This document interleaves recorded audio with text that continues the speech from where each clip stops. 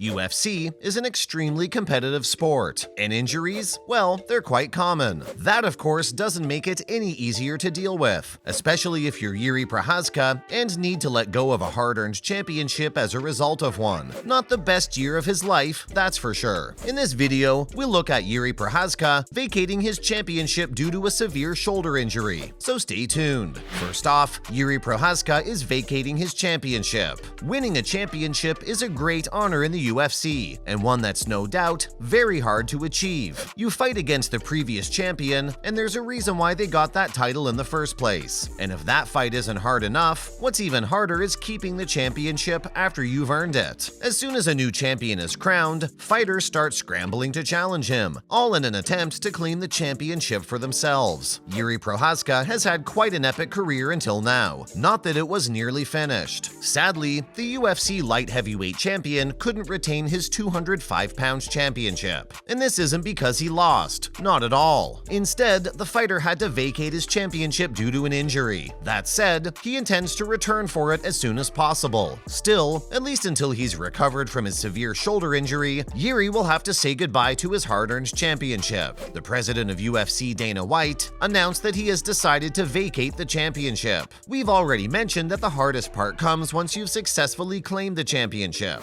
Well, Jiri was already dealing with that. The 30-year-old was supposed to defend his title in a fight against Glover Teixeira on the 10th of December, as the main event of UFC 282 in Las Vegas, when the unfortunate accident happened. Next up, it will take nearly a year for him to be back in action. After Dana White broke the news to ESPN, the UFC fighter took to Instagram to confirm it, and in his post, he essentially confirmed it, saying that he would vacate the belt. Why? Because he had injured his shoulder while training for his fight against Glover to prevent exactly what happened. At least no one can say he failed to defend his title, as the incident is mostly bad luck. Fans were, of course, shocked at the news. Letting go of something you worked so hard to attain is not easy. One thing's for sure, fans have supported him throughout everything, including this. It's not like they'll abandon him because he was injured. It may be shocking news, but injuries are still quite common in the UFC. Not to mention that the injury is nowhere near a minor one. In fact, according to Jiri, he'd need surgery and be completely out of action for 6 months. After that, it'll probably take him a whole year to fully recover, including rehab and getting used to fighting at his best again.